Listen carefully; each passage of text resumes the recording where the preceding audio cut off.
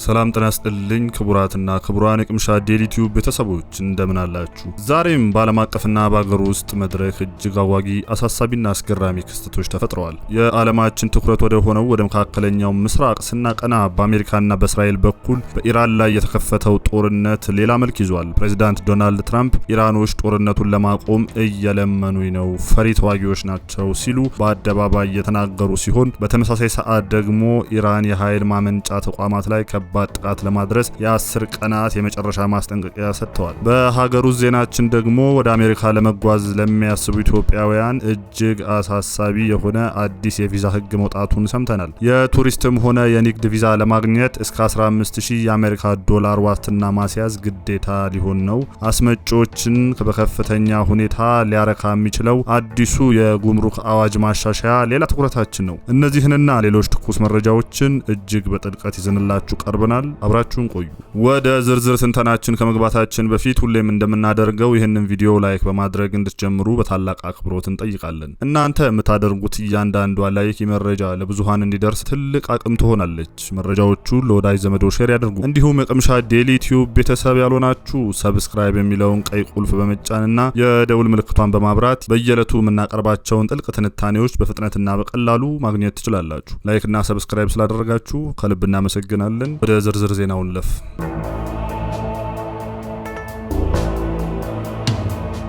ዶናልድ ትራምፕ ኢራን ጦርነቱን አቁሙልን እያለች እየለመነችን ነው ሲሉ በማፌዝ የኢራንን የኃይል ማመንጫዎች ለማውደም እስከ አፕሪል 6 የሚቆይ የ10 ቀናት የመጨረሻ ማስጠንቀቂያ ሰጡ። ክቡራትና ክቡራን፣ የዕለቱ ትልቅና ዓለምን በእጅጉ እያሳሰበ ያለው ጉዳይ አሜሪካና እስራኤል በኢራን ላይ የከፈቱት የ28ኛ ቀኑን የያዘው ከባድ ጦርነት ነው። ዛሬ መጋቢት 18 2018 ዓ.ም የወጡ መረጃዎች እንደሚያሳዩት ሁኔታው ከድጡ ወደ ማጡ እየሄደ ይገኛል። የዋይት ሃውስ ባለቤት የሆኑት ፕሬዚዳንት ዶናልድ ትራምፕ የኢራንን መንግስት እጅግ በሚያዋርድ መልኩ መግለጫ ሰጥተዋል። ትራምፕ በንግግራቸው ኢራኖች ጦርነቱን እንድናቆም እየለመኑን ነው፣ አዲስ ስምምነት ለማድረግ አፋቸውን ከፍተዋል ብለዋል። አክለውም ኢራኖች እጅግ በጣም ደካማና ሉዚ ተዋጊዎች ናቸው፣ ነገር ግን በድርድር ጠረጴዛ ላይ ድንቅ ተደራዳሪዎች ናቸው ሲሉ ተደምጠዋል። ይህ የትራምፕ ንግግር የወጣው አሜሪካ በኢራን የኃይል ማመንጫና የነዳጅ መሰረተ ልማቶች ላይ ልታደርሰው የነበረውን አውዳሚ ጥቃት ለ10 ቀናት ይኸውም እስከ አፕሪል 6 ድረስ ማራዘሟን ተከትሎ ነው። የ10 ቀናት ጊዜ ገደብ የተሰጠው የኢራን ዓለም አቀፍ ንግድ ላይ እጅግ ወሳኝ የሆነውን የሆርሙዝ ባህረ ሰላጤን እንድትከፍት ጫና ለማድረግ መሆኑ ታውቋል። ጉዳዩን ይበልጥ ውስብስብ የሚያደርገው የእስራኤል ጦር የኢራንን የባህር ኃይል አዛዥ የሆኑትን አሊሬዛ ታንግሊር መግደሏን በይፋ ማሳወቋ ነው። እስራኤል ይህንን ግድያ የፈጸመችው አዛዡ የሆርሙዝ ባህረ ሰላጤን በመዝጋት የዓለምን የንግድ እንቅስቃሴ በማስተጓጎላቸው ምክንያት መሆኑን ገልጻለች። በአንጻሩ የኢራን ባለስልጣናት ምንም አይነት ድርድር ከአሜሪካ ጋር እያደረግን አይደለም በማለት የትራምፕን ንግግር አስተባብለዋል። እንዲሁም የኢራን የህግ አውጪዎች በባህረ ሰላጤው ለሚያልፉ መርከቦች ቀረጥ ለማስከፈል አዲስ ረቂቅ እያዘጋጁ መሆኑ ተሰምቷል። የዚህ ጦርነት መዘዝ በዓለም አቀፍ ኢኮኖሚ ላይ ከፍተኛ መንቀጥቀጥ ፈጥሯል። አሜሪካና እስራኤል በጋራ የሚያደርጉት ጥቃት የተነሳ በዓለም ገበያ ነዳጅ ዋጋ በከፍተኛ ሁኔታ እያሻቀበ ይገኛል። አንድ በርሜል ድፍድፍ ነዳጅ $104 በላይ እየተገበያየ ሲሆን ይህ የዋጋ ንረት በተለይ በኢሲያ በአፍሪካና በመካከለኛው ምስራቅ ለሚገኙ ታዳጊ ሀገራት እጅግ ከባድ የኢኮኖሚ ጫና ፈጥሯል። የፓኪስታንና የግብጽ መንግስታት ጦርነቱን ለማብረድና በአሜሪካና በኢራን መካከል ሽምግልና ለመቀመጥ ጥረት እያደረጉን መሆኑንም አስታውቀዋል። ይህ በእንዲህ እንዳለ ፕሬዚዳንት ትራምፕ በኢራን ጦርነት ምክንያት አዘግተውት የነበረው የቻይና ጉብኝታቸውን በመጪው ሜይ 14ና 15 እንደሚያደርጉና ከፕሬዚዳንት ሺጂንግ ጋር እንደሚተያዩ ገልጸዋል። ሁኔታዎች በዚሁ ከቀጠሉ የ10 ቀኑ ቀነ ገደብ ሲያበቃ ዓለማችን እጅግ አውዳሚ ለሆነ የነዳጅና ኢኮኖሚ ቀውስ ልትጋለጥ እንደምትችል የፖለቲካና የኢኮኖሚ ተንታኞች በማስጠንቀቅ ላይ ይገኛሉ። ከዚህ ዓለም በስጋት ውስጥ ከከተተው የመካከለኛው ምስራቅ የጦርነትና የፖለቲካ ትኩሳት ወጣ ስንል በቀጣይ ወደ ሀገራችን ኢትዮጵያ እናቀናለን። በተለይ ፊታቸውን ወደ አሜሪካ ላዞሩና ለመጓዝ ዝግጅት ላይ ላሉ ኢትዮጵያውያን እጅግ አሳሳቢ አልፎ ተርፎም አስደንጋጭ የሆነ መረጃ ወጥቷል። በአዲስ አበባ የሚገኝ የአሜሪካ ኤምባሲ ኢትዮጵያን ተጓዦች አሜሪካ ለመግባት እስከ $15000 የገንዘብ ዋስትና እንዲያስይዙ የሚያስገድድ ጥብቅ ህግ አወጣ። ወደ አሜሪካ ለንግድም ሆነ ለጉብኝት ለመሄድ እቅድ ያላችሁ ኢትዮጵያውያን ይህ መረጃ ልብ ብላችሁ እንድትሰሙት እንጋብዛለን። በአዲስ አበባ የሚገኘው የአሜሪካ ኤምባሲ ወደ አሜሪካ ለንግድም ሆነ ለጉብኝት ለመሄድ እቅድ ያላችሁ ኢትዮጵያውያን ይህ መረጃ ልብ ብላችሁ እንድትሰሙት እንጋብዛለን። በአዲስ አበባ የሚገኘው የአሜሪካ ኤምባሲ ዛሬ ይፋ ባደረገው አዲስ የሙከራ ፕሮግራም ወይም ፓይለት ፕሮግራም መሰረት ከፊታችን አፕሪል 2026 ወይም ከጥቂት ቀናት በኋላ ጀምሮ ለአጭር ጊዜ ጉዞ ወደ አሜሪካ የሚሄዱ ኢትዮጵያውያን ከ15000 የአሜሪካን ዶላር ወይም በወቅቱ ምንዛሬ ከ1.5 ሚሊዮን ብር በላይ ዋስትና ወይም ቪዛ ቦንድ ማስያዣ ግዴታ ሊሆን ነው። ይህ ጥብቅ መመሪያ በተለይ የንግድና የቱሪስት ቪዛ በመባል የሚታወቀውን ቢዋንና ቢቱ ቪዛ ጠያቂዎች በቀጥታ የሚመለከት ነው። እንደ ኤምባሲው መግለጫ ከሆነ ማንም ኢትዮጵያዊ ለቪዛ ብቁ ሆኖ ከተገኘ በኋላ ቪዛው ፓስፖርቱ ላይ ከመመታቱ በፊት ይህንን የዋስትና ገንዘብ በቅድሚያ ማስገባት ይኖርበታል። ይህ ገንዘብ ተመላሽ የሚደረግ ወይም ሪፈንደብል ሲሆን ገንዘቡን በልንሶ ለማግኘት ግን ተጓዡ በአሜሪካ የገባበትን የቪዛ ውል ማክበርና የተሰጠውን የመቆያ ጊዜ ከማብቃቱ በፊት አሜሪካን ለቆ መውጣት ይኖርበታል። በተሰጠው ጊዜ ገደብ ውስጥ ተመልሶ ካልወጣ ግን ያስያዘውን 15000 ዶላር ሙሉ ለሙሉ የሚያጣ ይሆናል ማለት ነው። ይሁን እንጂ ይህ አዲስ የዋስትና ህግ ከአፕሪል 2 በፊት የቢዋንና የቢቱ ቪዛ ወስደው በእጃቸው ላይ ላለ ኢትዮጵያውያን እንደማይሰራ ኤምባሲው አብራርቷል።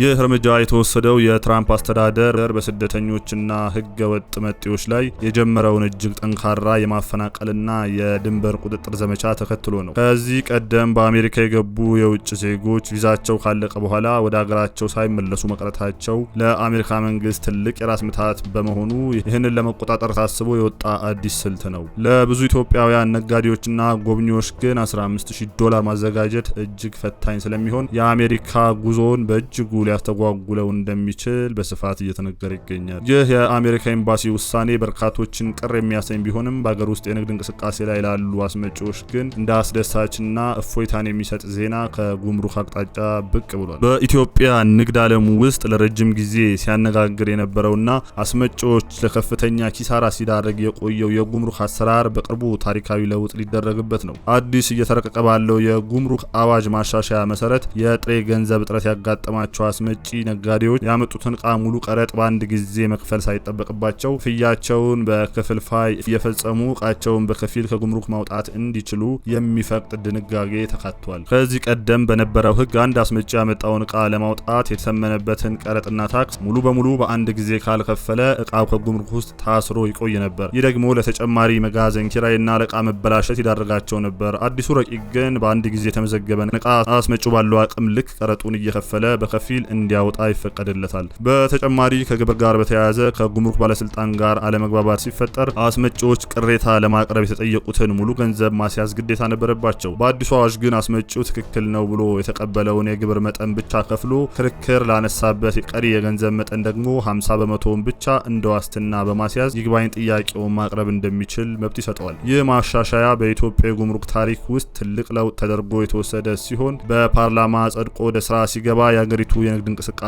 በእጅጉ ያቀላጥፈዋል ተብሎ ይጠበቃል። ከሀገር ውስጥ የኢኮኖሚ መነቃቃት ዜናዎች ወደ ዓለም አቀፍ ትኩስ ክስተቶች ስንመለስ ያደጉት ሀገራት በአፍሪካ ላይ ያደረሱ ስላለው አስደንጋጭ የቆሻሻ ክምችት እንመለከታለን። ያደጉት ሀገራት የተበላሹና ጊዜያቸው ያለፈባቸውን ኤሌክትሮኒክስ እቃዎች ወደ ናይጄሪያ በማጋዝ የአፍሪካን የቆሻሻ መጣያ አድርገዋታል ተብሏል። ዛሬ በዓለም አቀፍ ሚዲያዎች በስፋት እየተዘገበ ያለው ሌላው አሳሳቢ ጉዳይ በአፍሪካ ትልቋ የኢኮኖሚ ሞተር በሆነችው ናይጄሪያ ላይ እየደረሰ ያለው የኤሌክትሪክ ቆሻሻ ወይም ኢዌስት ጎርፍ ነው።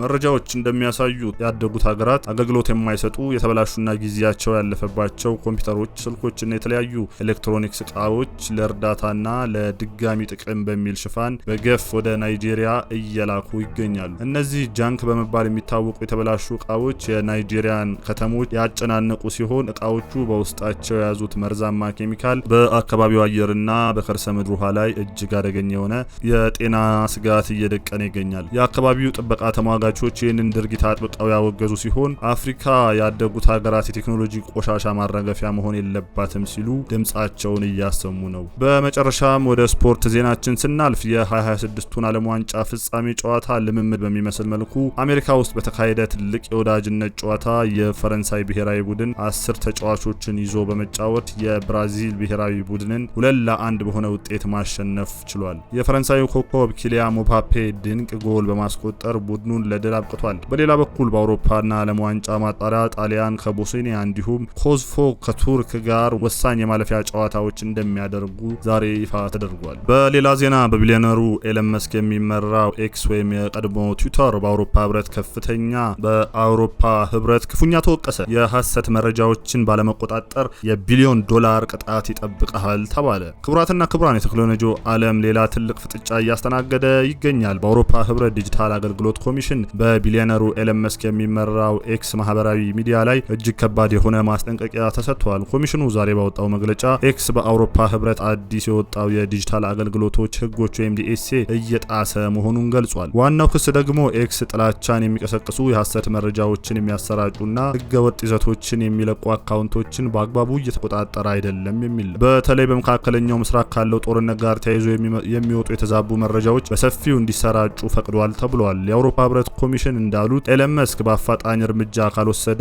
የድርጅቱ ዓመታዊ ገቢ 6%፣ ይህም በቢሊዮን የሚቆጠር ዶላር እንዲቀጣ ሊደረግ ይችላል። ኤለን መስክ በበኩሉ እኛ የምናምነው በነጻነት የመነጋገር መብት ወይም ፍሪ ስፒች ላይ ነው፣ ህብረቱ ሳንሱር ሊያደርገን ይፈልጋል ሲል በለሰለሰ መልኩም ቢሆን ምላሽ ሰጥቷል። ይህ ፍጥጫ በዓለም አቀፍ ደረጃ ማህበራዊ ሚዲያ አጠቃቀምና ቁጥጥር ላይ ትልቅ ለውጥ ሊያመጣ እንደሚችል እየተነገረ ነው። ሌላው አሳሳቢ መረጃ ደግሞ ከጤና ዘርፍ ነው። የዓለም ጤና ድርጅት WHO ዛሬ ባወጣው መግለጫ በምስራቅ ደቡባዊ አፍሪካ ሀገራት ማለትም በዛምቢያ፣ በዚምባብዌ፣ በማላዊ፣ በዲሞክራቲክ ሪፐብሊክ ኮንጎና በኢትዮጵያ አዋሳኝ አካባቢዎች አዲስና አስጊ የሆነ የኮሌራ ወረርሽኝ በከፍተኛ ፍጥነት እየተስፋፋ መሆኑን አስታውቋል። ባለፉት 24 ሰዓታት ውስጥ ብቻ በመቶዎች የሚቆጠሩ አዳዲስ ሰዎች በበሽታው መያዛቸው የተረጋገጠ ሲሆን ለዚህ ደግሞ ዋነኛ ምክንያት በቅርቡ በአካባቢው የነበረው ከባድ ዝናብና የጎርፍ መጥለቅለቅ ንጹህ የመጠጥ ውሃ አቅርቦትን በማስተጓገሉ መሆኑ ተገልጿል። የዓለም የጤና ድርጅት በቂ የመድኃኒትና የክትባት አቅርቦት ወደ እነዚህ ሀገራት እንዲልክ ጥሪ ያቀረበ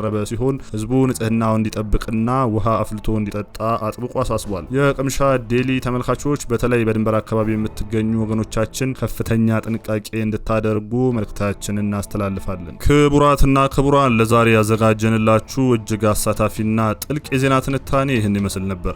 እንግዲህ ዓለማችን በአንድ በኩል በጦርነት ክፉኛ እየታመሰች፣ በሌላ በኩል ደግሞ በኢኮኖሚ በዲፕሎማሲያዊ እንዲሁም በጤና ውጣ ውረዶች ውስጥ እያለፈች ትገኛለች።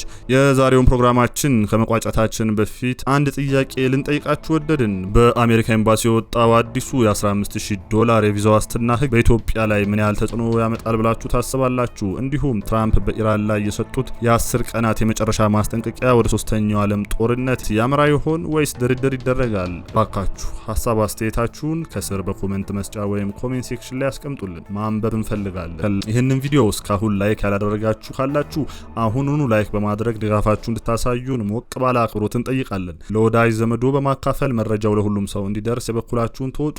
ለቅምሻ ዴሊ ቲዩብ አዲስ የሆናችሁ ደግሞ ሰብስክራይብ ማድረግ እንዳትረሱ። ከምን ጊዜም በላይ ሚዛናዊ ትኩስና ጥልቅ መረጃዎችን በቀጣይ ቪዲዮዎች ይዘንላችሁ እስከምንመለስ ድረስ መልካም ጊዜ። ሰላም ለሀገራችን፣ ሰላም ለዓለማችን፣ ሰላም ለምድራችን።